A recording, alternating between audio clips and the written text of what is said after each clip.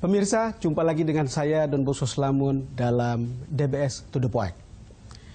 Karir politik Basuki Cahayapurnama atau Ahok dipertaruhkan seiring keputusannya maju melalui jalur independen dalam Pilkada Jakarta tahun mendatang. Namun menengok popularitas dan elektabilitasnya di depan warga Jakarta, Ahok diprediksi mulus melenggang. Apalagi Ahok didukung teman Ahok yang militan, relawan yang terdiri atas anak-anak muda berusia 20 tahun atau anak-anak generasi Y. Untuk membedah fenomena Ahok ini, serta mengapa Ahok masih berpeluang paling besar memenangkan Pilkada Jakarta, saya mengundang Yunarto Wijaya, seorang pollster yang intim dengan urusan-urusan politik. Mas Yunarto atau Mas Toto biasa akrab dipanggil, selamat datang ke DBS To The Point. Terima kasih Bang Don. Sebelum kita lanjutkan perbincangan kita lihat dulu paket berikut. Masyarakat Nusa dan Bangsa. Nusa dan Bangsa. Inilah momen kemenangan Joko Widodo Basuki Cahayapurnama.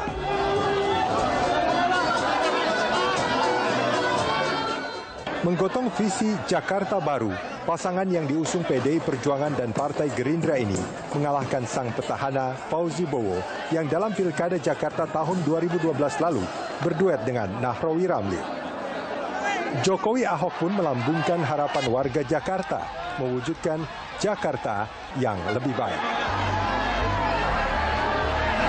Jokowi hanya 2 tahun memimpin ibu kota karena terpilih sebagai presiden dalam Pilpres tahun 2014. Alhasil, Ahok naik menjadi orang nomor 1 Jakarta.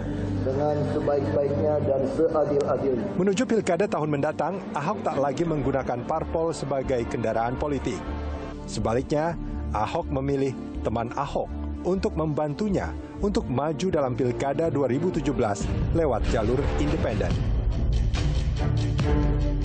Teman Ahok harus mengumpulkan 532.213 lembar fotokopi KTP untuk memuluskan langkah Ahok dan Heru Budi Hartono berlaga di pentas politik lokal Jakarta.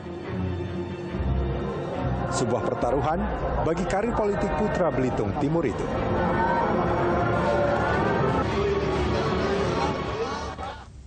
Mas Toto, pertanyaan pertama saya adalah apakah Anda percaya Ahok hanya akan maju lewat jalur independen atau bukan? Yang menurut saya ada salah tafsir ya. Beberapa pihak mengatakan bahwa Ahok sudah final menggunakan jalur independen hanya melalui teman Ahok. Padahal kalau kita coba pelajari apa sih yang diputuskan oleh Ahok dengan menyertakan nama Heru kemarin. Yang nama Heru ya? Diputuskan oleh Ahok adalah dia menyertakan satu nama SKPD-nya bernama Heru supaya teman Ahok yang saat ini memiliki keterbatasan waktu sampai awal Agustus harus sudah pendaftaran resmi karena kita tahu prasyaratnya tidak mudah mengumpulkan KTP, formulir dukungan untuk memiliki waktu cukup untuk bekerja. Berbeda dengan ketika kita bicara jalur partai. Yang katakanlah masih ada waktu hitungan jam pun itu bisa saja langsung diputuskan injury time tanda tangan ketua umum dengan sekjen. Artinya apa? Yang Ahok sudah putuskan adalah bahwa dia mencoba jalur pertama menggunakan jalur independen. Tetapi kalau kita coba baca lagi, ada pernyataan Ahok bulan Juni saya sudah katakan kepada teman Ahok, kalau kemudian perolehan dukungan tidak signifikan di jalur independen dan partai terlanjur marah, mungkin saya berarti hanya akan Oktober 2017 menyudahi jabatan ini. Artinya apa? Ahok tidak menutup kemungkinan untuk adanya dukungan dari partai. Nah, tinggalkan kemudian apakah mungkin, kenapa Ahok kemudian digunakan kata marah? Ya. PDIP yang misalnya sekarang sudah ditolak negosiasinya oleh Ahok dalam konteks Jarot harus diusung, masih mau menerima. Atau katakanlah kita harus melihat bukan hanya PDIP dengan Nasdem loh yang sekarang sering disebut yang mendukung Ahok. Masih ada yang lain. PAN, Hanura itu sudah menyebut nama Ahok dan biar bagaimanapun Ahok ini tetap menjadi kembang desa yang bisa dilihat. Artinya kalau Anda lihat ini masih ada plan A, ada plan B.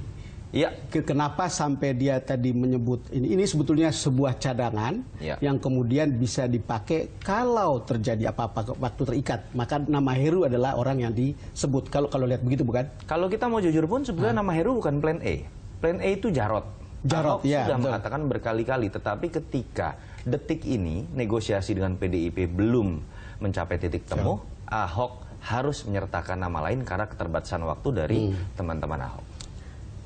Kalau Anda bicara begini, saya yakin teman Ahok itu marah nih. Teman Ahok marah. Ini gak ada pilihan lain kecuali pilihan bahwa dia harus ikuti teman Ahok. Yang lain boleh mengusung, tapi pendukungnya adalah teman Ahok. Ya, sebetulnya teman Ahok ini kan sudah mendapatkan sebuah privilege lebih dari Ahok. Ketika yang diutamakan adalah proses yang sudah diperjuangkan oleh teman Ahok. Ahok tidak mau mengorbankan keterbatasan waktu teman Ahok dengan menunggu teman-teman partai. Ahok tidak mau kemudian mengorbankan berapa ratus ribu KTP yang sudah dikumpulkan dengan kemudian melakukan deal, istilahnya waktu itu sedan mewah, tapi memilih bis kota gitu.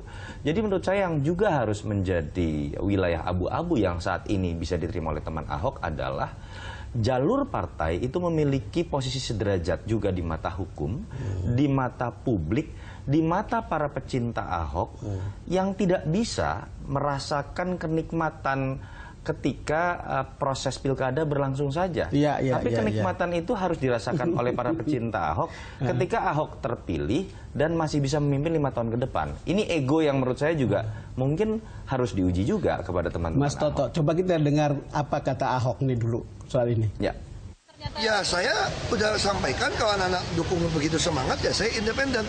Tapi saya bilang kalian harus tahu loh, saya juga berkorban ini. Saya bilang sama mereka, kalau kalian nggak bisa ngumpulin, ini yang mau diketahui, yang dihadapkan dari semua lawan saya. Berharap partai tidak mau calonin saya, yang independen nggak bisa maju, ya semua bertanding tambah saya kan. Nah saya bilang kalian juga mesti ngerti loh ini situasi saya. Saya nggak apa-apa, demi kepercayaan kalian tidak runtuh, demi supaya PNS bisa dipercaya, saya siap. Kalau yang nasib saya tidak bisa calon lagi, ya sudah. Saya ingin komentar Anda tentang statementnya Ahok tadi, yang menurut saya politisi banget. Ya, statementnya kan menunjukkan independensi seorang Ahok. Dan yang kedua yang bisa ditangkap values-nya adalah bagaimana dia menghargai proses jauh lebih besar dibandingkan dengan output dalam konteks memenuhi ambisinya. Dia mengatakan saya tidak mau semangat anak-anak muda ini runtuh. Tapi sebetulnya kan ada sikap realistis juga yang dikemukakan oleh Ahok, bahwa ada risiko besar yang Ahok tahu itu mungkin saja terjadi. Penjegalan lewat jalur independen ini sangat mungkin terjadi, Pak Don. Pertama, ketika kita bicara bagaimana KTP dikumpulkan formulir dukungan. Kalau saya jadi musuh Ahok, katakanlah, bukan tidak mungkin saya akan kerahkan pendukung-pendukung saya untuk ikut mengumpulkan KTP. Tapi yang fotokopi KTP misalnya sudah diubah. Itu kan tidak sulit kita tahu di Jakarta misalnya.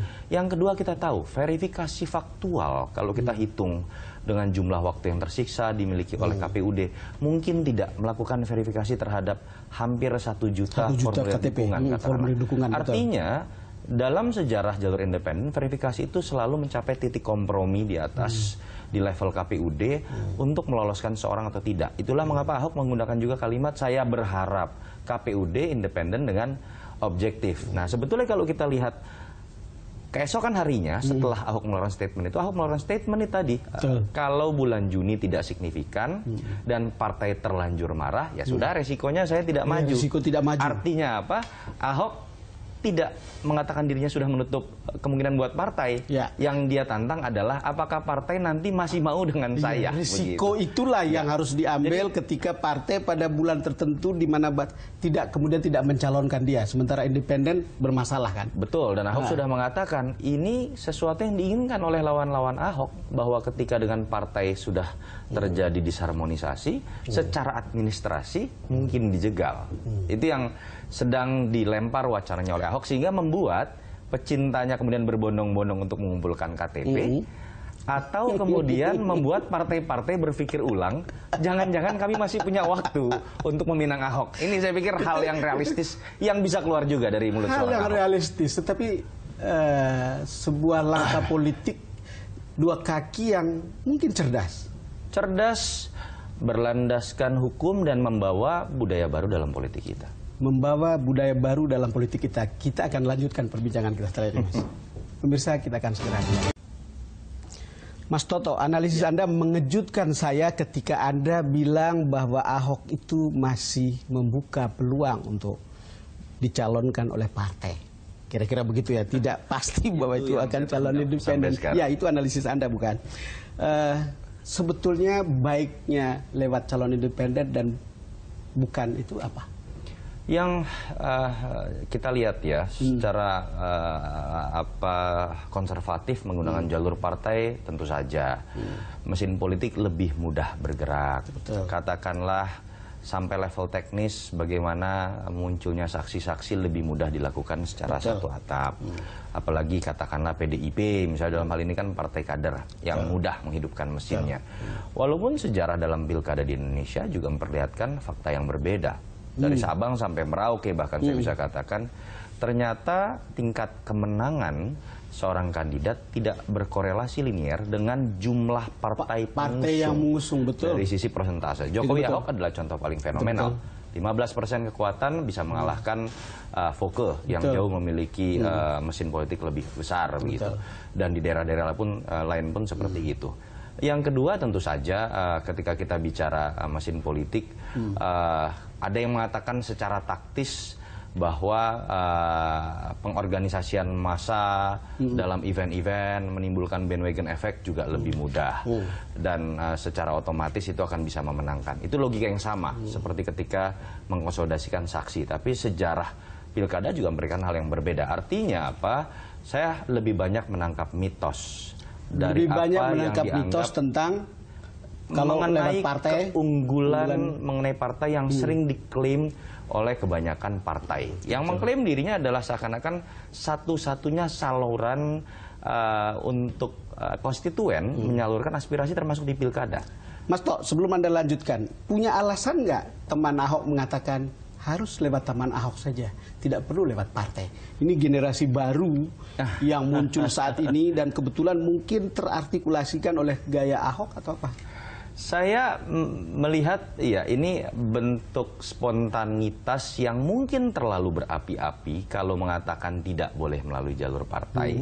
Bahasa yang lebih tepat kan adalah lebih baik dalam tradisi keparpolan seperti sekarang, orang baik seperti Ahok terlebih dahulu mencoba jalur independen, sehingga kemudian kemungkinan Anda untuk terkontaminasi memberikan mahar politik Mas Budi lebih kecil. Harusnya seperti itu bahasanya. Tapi generasi anak-anak muda ini kan tidak bisa menggunakan bahasa itu. Mas Toto, ini soal mahar-mahar ini coba kita lihat ini karena memang terlalu umum diketahui bahwa kalau mau dapat tiket itu ada mahar. Tapi ini ada cerita tentang Ahok nih, coba.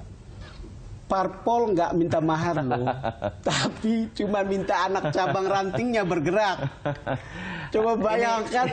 Ini yang saya sebut tadi, klaimnya kan selalu mobilisasi massa mudah. Sebelum kita teruskan, ini Mas, kalau dua partai dukung kamu, semua minta digerakkan mesin partainya, bisa 100 miliar nggak cukup loh nyalon gubernur DKI. Itu kan sama dengan ini ada mahar juga bukan? Iya, sama. Itu yang sudah sering kita dengar kan. Dan saya pikir baru orang pertama ini yang berani membuka wilayah abu-abu yang selama ini dikemukakan oleh partai dalam bungkusan yang sangat cantik begitu kan. Pengorganisasian massa, konsolidasi yang itu sebenarnya kan merupakan kosmetik atau bahasa lain dari mahar. Ahok membuka ini juga. Ini potensi bikin partai marah juga sebetulnya. Tapi itu yang terjadi, Bang Don. Bagaimana klaim yang selama ini dilakukan oleh partai dan tidak terbukti dulu dalam sejarah pilkada itu menyebabkan biaya politik paling mahal. Jadi kalau kita bicara selama ini pilkada dianggap pemborosan, sempat diminta pilkada kemudian lewat DPRD saja supaya ongkos politik mahal, yang tidak diakui oleh partai adalah biaya termahal ini malah muncul di sektor hulu. Mahar tadi. Itu yang dibuka dan ingin dibongkar oleh Padahal pada akhirnya rakyat itu sudah makin pintar untuk mengatakan saya pilih figur bukan? Pada ujungnya. Hampir semua pilkada memperlihatkan hal tersebut ternyata. Memperlihatkan itu ya. Jadi itu masih Ahok ini, saya nggak tahu isu mahar katanya.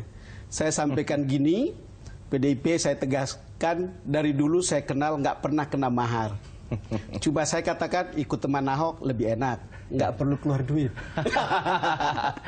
Nah ini kalimat bersayap lagi yang sebenarnya kan membawa pendidikan politik kita. Itu kalau kita gandengkan dengan kalimat anak ranting minta dihidupkan. Betul. Ya artinya kan ini kan sebuah hal tabu yang selama ini tidak berani dibuka oleh kandidat manapun, takut partai ngambek, dibuka oleh Ahok, bahkan ketika dia sebetulnya dapat kesempatan dari partai paling besar, bukan hanya di DKI tapi di Indonesia.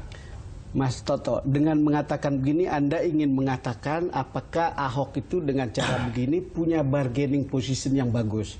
Ada jaminan melalui jalur independen, tetapi juga masih tetap terbuka pada jalur partai. Gimana? Iya, yang sedang dilakukan Ahok sebetulnya kan apapun ujung dari pencalonan Ahok, jalur partai atau independen, sekarang dia sudah menempatkan bagaimana sosok kandidat dengan partai itu tidak lagi berada pada posisi ketergantungan. Ketika selama ini seakan-akan calon ini kan karena merasa bergantung, bahkan harus mengemis, lalu kemudian muncullah istilah politik mahar, muncullah istilah politik balas budi, ada jatah SKPD, ada jatah sekda, yang itu terjadi tapi sulit kita buktikan bukti hitam di atas konkret berdasarkan bahwa itu berawal dari kesepakatan. Yang Ahok sudah lakukan sekarang kan adalah menimbulkan kesederajatan. Bahwa partai pun sebetulnya sangat membutuhkan sosok yang bekerja dengan baik, tingkat kepuasan kinerja sebagai incumbent baik, popularitasnya tinggi, karena untuk kebutuhan elektoral menuju pileg, partai juga bisa nebeng. Bisa nebeng. Nah, kalau dengan cerita begitu, saya teringat pada Nasdem. Kan Nasdem adalah sebuah partai yang duluan mendeklar tanpa syarat. Tanpa syarat. Bahkan dan katanya KTP. Untuk bisa masuk ke teman Ahok, mereka juga harus minta-minta tuh. Kalau Anda lihat manuver politik kayak begini. Apa yang dilakukan oleh Nasdem menurut saya sikap realistis, tetapi sekaligus juga akhirnya bisa diapresiasi sebagai sebuah values baru. Buat Nasdem, jangan-jangan ini adalah sebuah kesempatan ketika kita harus menyadari, Nasdem bukan partai besar loh. Partai baru, di DKI perolehan suaranya tidak baik. Apa sih yang bisa dilakukan oleh partai baru ketika kita tahu masyarakat ini cenderung lebih bisa melihat figur dibandingkan nilai-nilai dalam partai. Sehingga ikut dalam bagian perjuangan Ahok secara elektoral, secara marketing politik, itu pasti menjadi sesuatu yang positif. Tetapi di sisi lain, buat publik dan pecinta Ahok, ini juga bisa dilihat sebagai suatu values yang positif. Dan dalam politik, hal ini menurut saya sebuah terobosan yang luar biasa cerdas, terlepas ada kepentingan yang sifatnya sebetulnya elektoral saja begitu untuk partai tersebut. Coba kita lihat bagaimana Ketua Nasdem, Surya Paloh, bicara tentang ini. Mana? Nah, Nasdem mendukung Ahok karena melihat kinerja Ahok yang konsisten serta di atas rata-rata. Kami hargai pemikiran Ahok.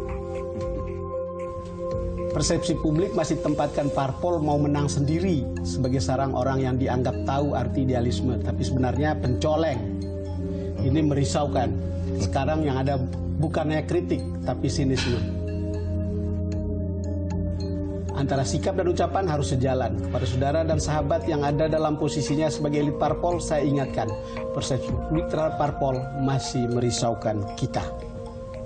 Silakan bikin statement pendek tentang sikap Nasdem ini. Iya, tingkat kepatuhan partai kita, konstituen kita terhadap partai, itu hanya 20%-an, Bang Don. 20%? Party ID kita. Sementara di Amerika Serikat 60%.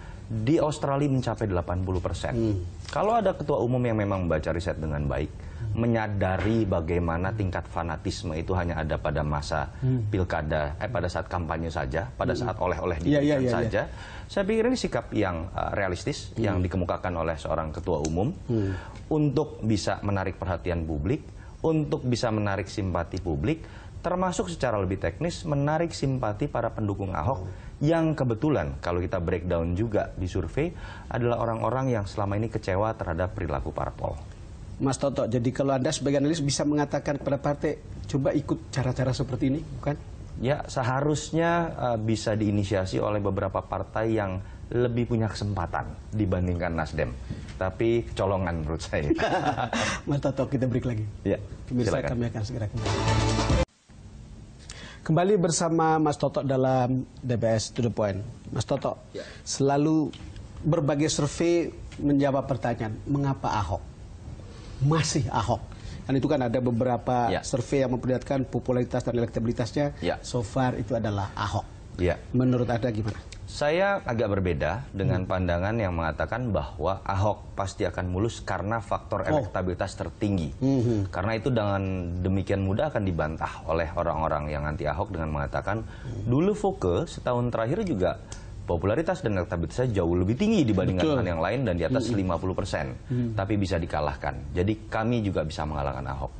Yang harus dibaca dengan lebih jeli adalah untuk seorang incumbent bagaimana membaca peluang terpilihnya kembali itu dilihat dari tingkat kepuasan publik atau kepuasan publik, bukan elektabilitas. Karena kalau elektabilitas pasti incumbent dimanapun pasti bias popularitas. Dia lebih dikenal dibanding lawan-lawannya. Tingkat kepuasan publik kita punya mitos dalam sejarah pilkada di atas 70% itu biasanya tanda kutip ya.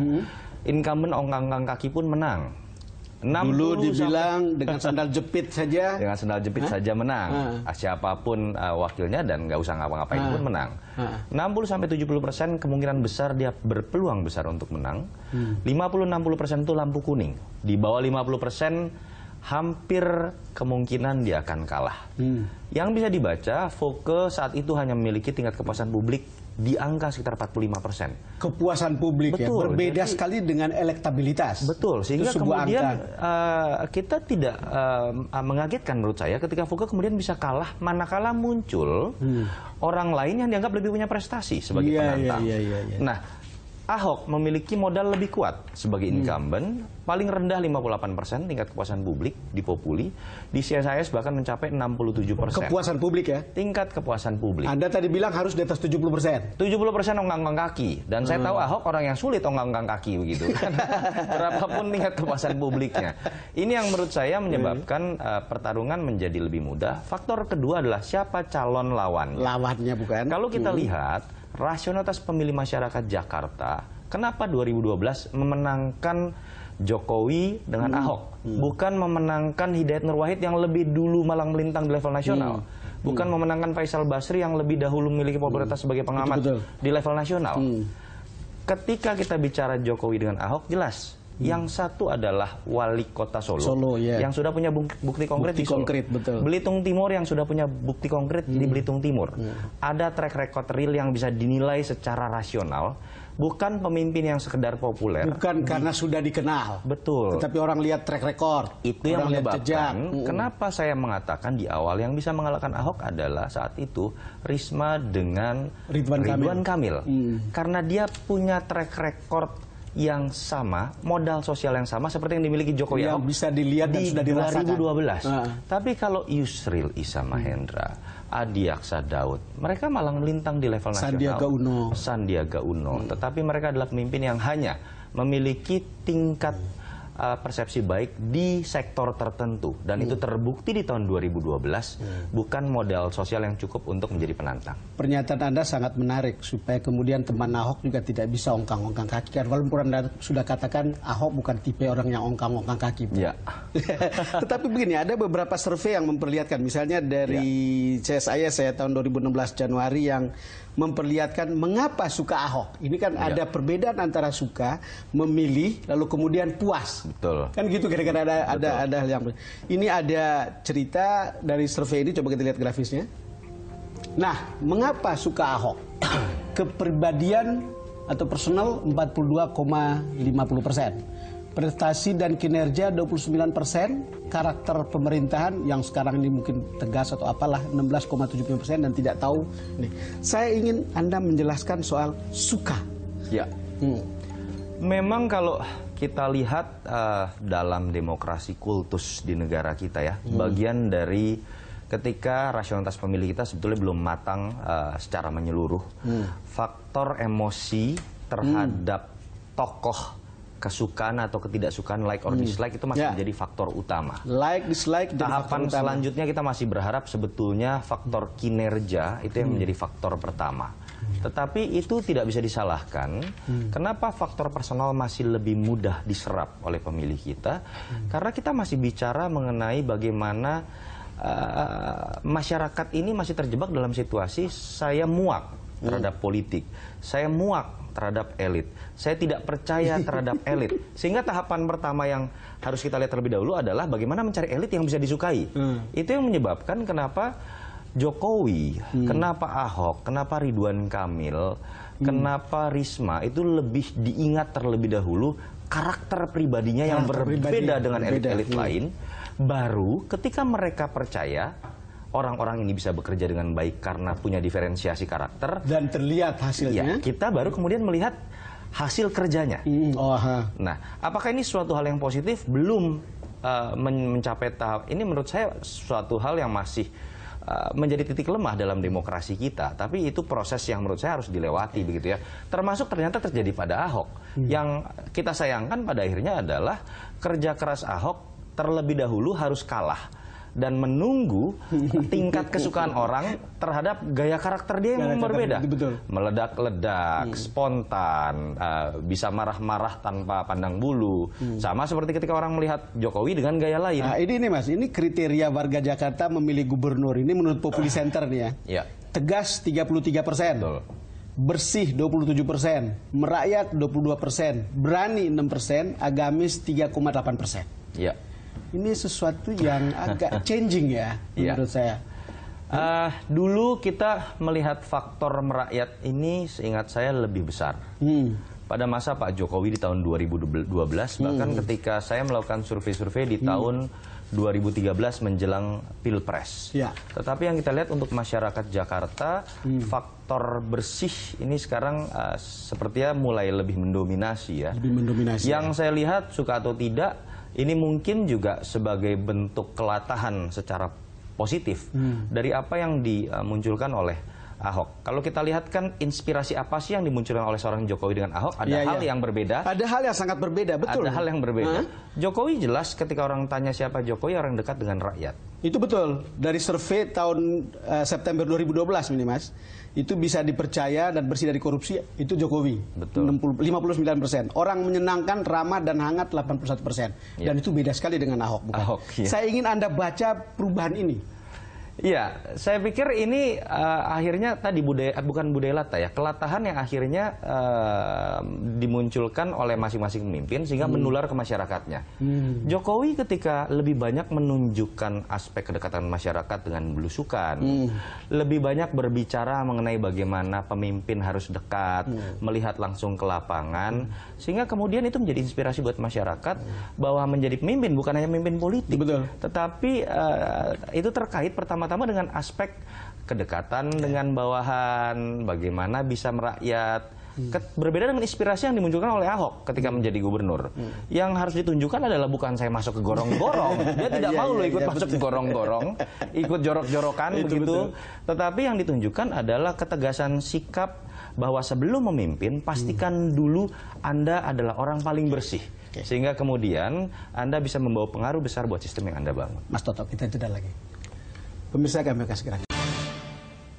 Mas Toto, saat-saat terakhir ini orang tidak henti-hentinya bicara tentang Ahok.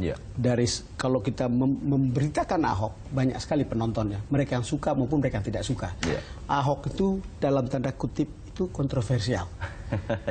Saya minta Anda mendeskripsikan kontroversi ini dengan kesukaan publik, kemudian dia tetap menjadi orang yang paling populer. Kalau kita lihat animasi apa yang paling sering dibuat terkait dengan Ahok, itu kalau tidak menjadi pendekar kungfu atau menjadi koboi. Dua itu yang paling dianggap cocok dengan animasi. Atau koboi, betul. Jadi sederhana saja, buat publik yang selama ini merasa ya politik itu sudah pasti kotor. Politik dengan penyuapan sudah menjadi hal biasa. Politik mahar itu adalah hal yang berkaitan. Bahkan masyarakat kita pun termasuk kita-kita ini mungkin terbiasa nyogok ketika bikin SIM. Ketika ditilang polisi mungkin 90% masyarakat Jakarta nyogok begitu kan. Ternyata tiba-tiba muncul masih ada loh orang seperti ini. Jadi seperti koboi atau pendekar di antara penyamun begitu. Seperti koboi atau pendekar di antara penyamun. Yang berani membuka hal-hal tabu yang selama ini hanya bisa kita dengar, tapi sulit dibuktikan. Lalu ketika dia sudah berada di puncak, dia buka itu semua. Dan akhirnya timbul sebuah goncangan besar yang menarik untuk ditonton. Dan tentu saja harapan di situ tumbuh oleh publik. Jadi yang ingin saya katakan adalah tidak semua orang suka terhadap Ahok. Tapi orang ini berhasil memunculkan sebuah hal berbau hitam putih yang selama ini dianggap di politik tidak ada lagi, semua abu-abu. Lalu kemudian orang sekarang menganggap, hey, kita bisa lagi bicara hitam putih karena ada orang yang berani menjadi bemper untuk membawa isu ini. Mas Toto, tolong bantu saya untuk tidak mengatakan Anda pendukung Ahok. Saya termasuk, saya terbuka, saya berasal juga dari kalangan Tionghoa. Apa yang saya dengar dari teman-teman kalangan Tionghoa misalnya, itu tidak seperti yang dituduhkan sebagian orang. Jelas secara sentimen kesamaan suku pasti akan mendukung. Malah saya banyak sekali loh mendengar suara seperti apa yang disuarakan oleh Pak Jaya Suprana, bahwa sebagian kalangan Tionghoa yang misalnya dengan segala hormat merasa kita ini tidak boleh banyak bersuara keras lah. Jadi kita sadari diri sebagai minoritas, apalagi bersuara kasar seperti gaya Ahok, menakutkan kelompok ini sendiri bisa kan? berbahaya buat kelompok minoritas sendiri. Atau ada juga yang mengatakan bahwa kelompok-kelompok pengusaha ini malah gerah dengan Ahok. Wong PBB-nya naik terus, misalnya begitu kan, pajaknya semakin diawasi, misalnya kan. Tapi yang saya lihat adalah saya melihat ini betul-betul sebagai sosok baru, terlepas orang ini lahir di Makassar, mau Belitung Timur kah, mau di Padang kah, dia lahir sebagai Batak, Tionghoa atau Papua kah, tapi saya cukup yakin apa yang dilakukan hari ini itu membuat orang tercengang dari berbagai suku, dari berbagai agama, karena ada satu nilai absolut yang dia bawa, kekoboyan tadi. Mas Toto, saya pernah menginterview teman Ahok. Coba dengar omongan teman Ahok ini. Kan Anda sering ke lapangan, bukan? Apa yang kemudian bicara soal ini? Itu menarik. Pak Ahok, waktu kita salah satu mall di Jakarta, waktu kita buka booth di sana, ada yang pernah bilang bahwa Pak Ahok ini kerjanya benar. Pak Ahok ini cerdas sekali dalam kerja, tapi mulutnya ketinggalan waktu sekolah, Pak. Mulutnya ketinggalan waktu sekolah. Mulutnya ketinggalan waktu sekolah. Ya, tapi kita nerima cerdas semuanya. Bekerja, tapi mulutnya ketinggalan waktu sekolah. Ketinggalan waktu sekolah. Nah, tapi orangnya kasih KTP nggak? Kasih dong Pak pastinya. Kalau dia sudah bilang cerdas, mulutnya ditinggal waktu sekolah, nggak apa-apa kan? Oh iya, tidak ada masalah lah buat saya. Oh ya, itu kritik tapi juga mendukung. Gitu. Mendukung. Yang kritik habis-habisan ada nggak? Ketika kalian kasih minta KTP-nya, saya tidak mau kasih. Banyak Pak, rata-rata mereka punya kepentingan buat kami. Mereka punya kepentingan misalnya usahanya digusur. Karena memang menyalahi peraturan dari DKI, peraturan PRD DKI, menggusur. Mereka marah-marah di depan kami, ya silakan. Mas Toto, ini adalah salah satu karakter generasi Y. Kira-kira untuk usia Anda dan teman-teman itu adalah orang mulutnya tertinggal waktu sekolah. Begini, mungkin kritik juga ya, seperti teman Ahok mulutnya tertinggal. Tapi kalau saya percaya, mereka sebetulnya tertarik dengan Ahok salah satunya karena mulut tertinggal itu. Gitu. Karena kan salah satu ciri khas dari anak-anak atau generasi Y, anak muda itu kan ya mulutnya tertinggal. Kita bicara apa adanya, kita bicara kadang-kadang baru mikir, tapi di situ ada kejujuran, ada interaksi yang lebih spontan, ada hubungan yang lebih menyenangkan karena apa adanya tersebut, begitu kan? Mana ada cari gubernur atau bupati yang ketika ditanya jawabannya gue lu, masa bodoh misalnya, begitu kan? Ya ini generasi Y. Jadi Ahok ini kenapa ketika kita baca survei pun dan secara kualitatif kita bisa lihat bempernya ini selalu anak-anak muda, begitu kan? Karena dia berbicara diferensiasinya ada dan melekat dengan gaya anak-anak muda, begitu. Koboi tadi yang di antara di sarang penyamun. Sarang penyamun yang itu menimbulkan minimal begini loh. Kalau kita nonton film, anak muda itu nggak suka tuh yang terlalu banyak drama atau dialog. Mereka kan suka yang pukul-pukulan, begitu kan? Gaya Ahok, kekoboyan Ahok, kependekaran Ahok, itu seperti ketika nonton film, itu kita akan melihat banyak adegan action memang. Dan itu yang terjadi sampai detik ini. Urat takut Ahok itu sudah tidak ada lagi. Lalu bagi Ahok, mati adalah keuntungan. Kan orang juga sudah berkali-kali dia ngomong begitu, bukan? Betul. Itu gaya seorang koboi yang siap bertarung satu lawan satu kapanpun, dan itu tontonan yang menarik menurut saya ketika publik selama ini sudah bosan dengan drama-drama episode yang sudah bisa ditebak ujungnya ketika bicara politik. Mas Toto, kita jeda lagi. Pemirsa, kami akan segera kembali. Mas Toto, Anda sudah baca dan sudah dengar dan sudah lihat bagaimana beberapa penantang Ahok muncul. Ya. Ada Sandiaga Uno melalui Gerindra, ada Pak Yusri Issa Mahendra, lalu kemudian ada Diaksan Daud. Itu kan nama-nama yang ada sekarang. Jadi kita pernah bicara dengan Sandi, dia bilang masih ada 47% lain. Atau 50% lebih yang lain karena baru 43 kan waktu itu elektabilitasnya. Ini adalah peluang. Kalau Anda lihat pesaing-pesaing ini. Iya, yang saya sayangkan sampai detik ini pesaing-pesaing ini belum ada yang bicara program konkret. Belum ada yang berhasil membedah kegagalan Ahok dalam konteks membangun Jakarta. Semua masih berbicara hal politik. Semua berbicara sesuatu yang sifatnya general. Bahkan Yusril lebih banyak bicara hukum menurut saya. Yusril lebih banyak bicara mengenai jalur parpol atau independen menurut saya. Dan selama mereka masuk kepada wilayah yang sifatnya general seperti itu, seperti yang saya tadi katakan, apa yang kita lihat di tahun 2012 sulit buat mereka untuk bisa diterima secara rasional. Betul. Untuk berharap sesuatu yang sifatnya lebih. Artinya melihat Ahok bagi pemilih itu melihat fakta dan track record. Yang lain masih membutuhkan bukti, bukan sekedar ngomong, bukan? Betul, karena bahkan masyarakat Jakarta ini level kesulitannya lebih tinggi. Bukan hanya berbicara, bukan hanya membuktikan kegagalan incumbent yang dibutuhkan oleh masyarakat Jakarta secara rasional, tapi Anda juga harus bisa kemudian menjual, oke, dari kegagalan incumbent, apa yang bisa Anda bangun untuk menutupi kegagalan itu. Ternyata tidak berhenti sampai di situ. Masyarakat Jakarta kemudian melihat, oke, Anda ingin menjual sesuatu yang indah, Anda sudah bisa membuktikan kegagalan incumbent, lalu modal Anda apa untuk bisa dianggap merealisasikan apa yang Anda akan jual tadi lewat visi misi yang indah. Itu yang menyebabkan orang percaya Jokowi Ahok di tahun 2012. Penantang yang paling kuat sekarang ini itu hanya Ridwan Kamil dan Ibu Risma. Ibu Risma.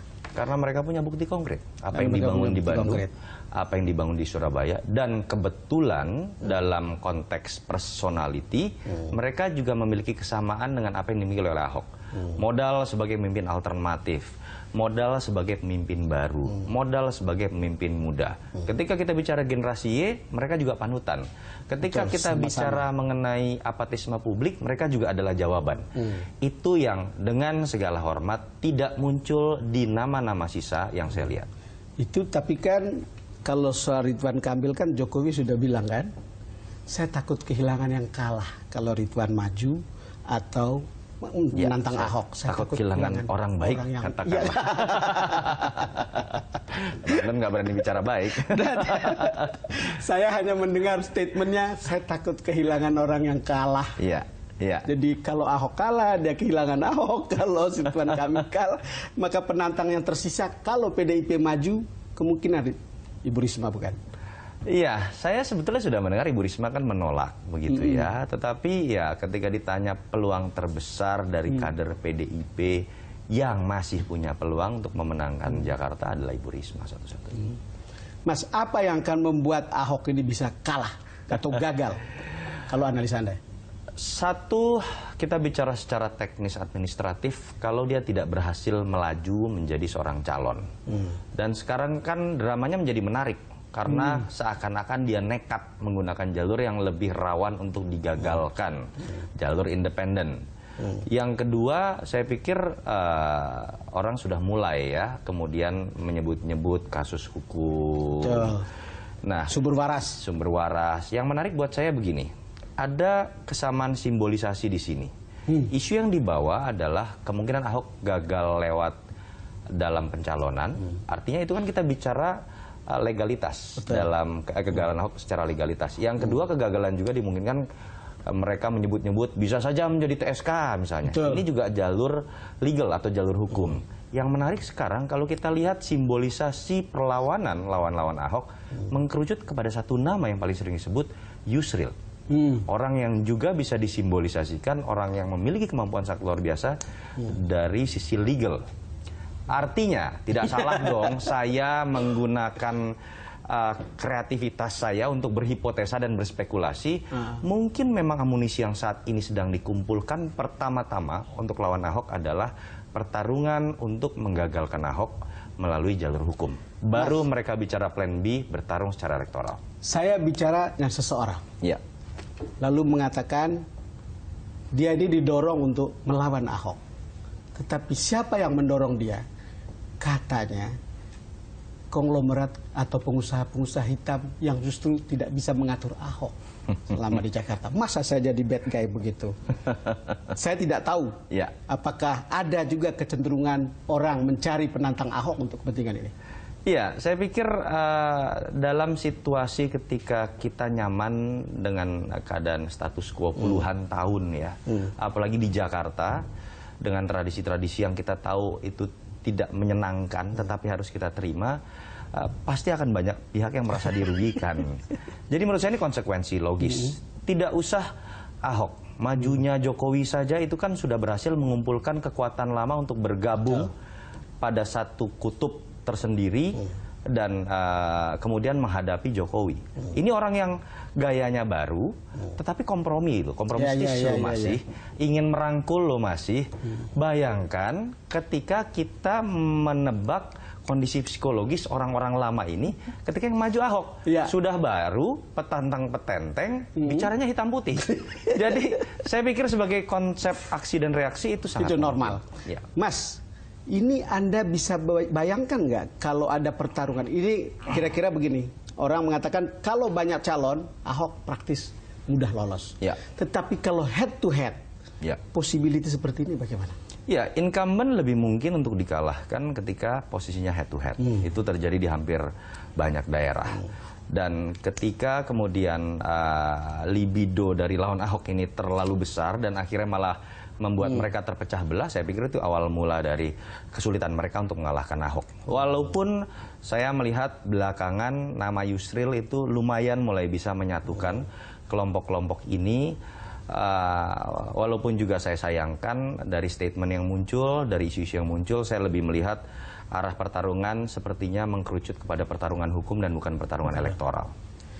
Mas Toto, terima kasih sudah datang ke DBS. Terima kasih, Bang Don. Pemirsa, demikian perbincangan saya dengan Yunarto Wijaya dalam DBS To The Point kali ini. Saya harap Anda bisa mendapatkan gambaran persaingan menuju DKI 1 pada tahun yang akan datang. Terima kasih karena Anda sudah bersama kami. Sampai jumpa lagi dalam episode berikutnya. Gubernur DKI Jakarta Basuki Cahayapurnama menanggapi santai usulan Komisi 2 DPR yang akan menaikkan batas dukungan calon perseorangan pada pilkada selanjutnya.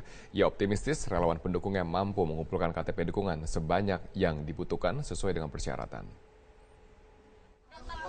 Iya, arti teman Ahok harus kerja lebih keras lagi kan? Pak, sampai sekarang kan teman Ahok belum 1 juta. Berarti ada kemungkinan itu upaya parpol-parpol yang ada di DPR itu dijegal Bapak nggak sih, Pak? Enggak. Mereka dapat kok 1 juta kok lewat. Udahlah, aku mau santai aja.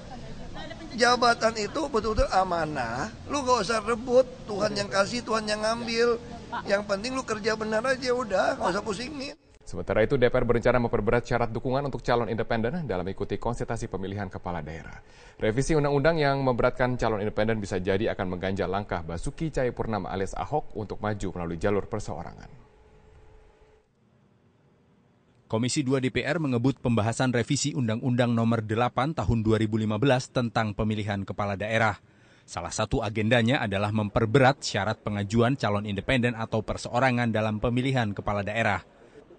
Sejatinya dalam Undang-Undang Nomor 8 Tahun 2015, calon yang akan maju melalui jalur independen paling sedikit harus mengumpulkan dukungan 6,5 sampai 10% dari daftar pemilih tetap. Namun sebagian Komisi 2 DPR berencana akan meningkatkan syarat minimal dukungan menjadi 10 hingga 15% dari DPT atau bahkan 15 hingga 20% DPT. Sebagian pengusul beranggapan bahwa syarat yang diatur saat ini terlalu ringan jika dibandingkan dengan syarat dukungan untuk calon dari partai politik, yaitu sebesar 20% dari jumlah suara. Bahkan beberapa anggota Dewan mendesak agar revisi ini dapat segera disetujui sebelum masa reses DPR 21 Maret mendatang. Ya kan partai politik malah 25% sampai 30% kan di DPRD dan di jumlah suara. Bahkan lebih sulit mendapat dukungan partai politik daripada independen sebetulnya dari jumlah dukungan suaranya. Jadi saya kira kita akan menyesuaikan supaya bijaksana dan adil, berapa persentase yang pas untuk independen dan berapa yang pas untuk parpol. Jika revisi ini dilakukan, maka Basuki Cahayapurnama atau Ahok yang akan maju melalui jalur independen dalam Pilkada Jakarta secara langsung akan dirugikan. Terkait hal ini, Menteri Dalam Negeri Cahyokumolo memastikan bahwa pemerintah dalam posisi untuk menjamin hak politik setiap kandidat yang ingin maju melalui jalur independen. Saya kira jangan ada kesan membatasi ya. Ini kan hak politik warga negara, hak politik masyarakat yang mencalonkan diri dan ingin mencalonkan seseorang.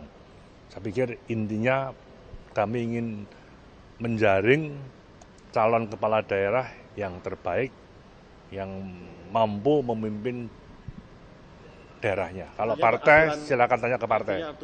Awalnya dalam Undang-Undang Nomor 8 Tahun 2015 tentang pemilihan gubernur, bupati, dan wali kota, calon independen harus mengumpulkan 6,5 hingga 10% jumlah penduduk. Aturan ini kemudian digugat ke Mahkamah Konstitusi yang memutuskan untuk meringankan syarat bagi calon independen menjadi hanya cukup mengumpulkan 6,5 sampai 10% dari jumlah daftar pemilih tetap. Tim Liputan, Metro TV. Apakah benar ini alasannya Mas Lukman Edi bukan seperti yang direspon oleh banyak pihak di luar ingin memperberat bagi calon independen ini untuk melawan? Kalau saya mungkin rasionalisasi ya, bukan memperberat ya. Karena pasca ini persoalannya kan di keputusan MK. MK yang melandasi perhitungannya itu dari DPT. Padahal kami DPR dan pihak Kementerian Dalam Negeri dalam ini pemerintah ketika membuat pasal itu dari jumlah penduduk perhitungannya. Nah, ketika proses persidangan di MK kita berupaya untuk memberikan penjelasan kepada MK, tapi kemudian pertemuan antara DPR dalam hal ini Komisi 2 dengan MK itu tidak pernah terjadi. Karena memang waktu itu MK waktunya sangat mepet sekali, begitu banyaknya persidangan-persidangan, sehingga kemudian memutuskan tidak seperti yang dimaksud oleh kami sebagai pembuat undang-undang. Nah, oleh sebab itu setelah disimulasi kan turun 40%, Pak, ya. Dari jumlah penduduk biasanya DPT itu sekitar 60%, artinya kan 60% harus kita turunkan. Nah, oleh sebab itu untuk mengimbangi dan azas keadilan, karena syarat partai politik pengusung kepala daerah itu kan dinaikkan 5%, ya, supaya konsolidasi demokrasi kita ini secara perlahan itu terus dilakukan dengan baik. Nah, oleh sebab itu calon independen harus ngikutin gitu. Ya. Jadi ketemu angka ya ada dua opsi menurut saya. Kalau mau agak ringan ya 15-20% dari DPT. Tapi kalau mau disesuaikan benar dengan hitungan dukungan partai politik itu 20-25%. Gitu. Jadi ada dua opsi sekarang di kami di Komisi 2. Mau 15-20 atau 20-25%. Oke, Mas Hanta. Jadi semangatnya ada ini jalur alternatif. Kalau jalur alternatifnya dibuat sesak juga, itu ada niat bahwa jadi kalau angka 10-15% atau opsi menurut saya berat, sampai 20% berat sekali. Berat. Menurut saya berat sekali karena tidak bisa disamakan mengumpulkan KTP. Mengumpulkan sebenarnya untuk mengumpulkan KTP itu tidak bisa disamakan dengan perolehan suara di partai. Kalau mau jujur, proses penentuan di partai itu tidak ditentukan oleh banyak orang.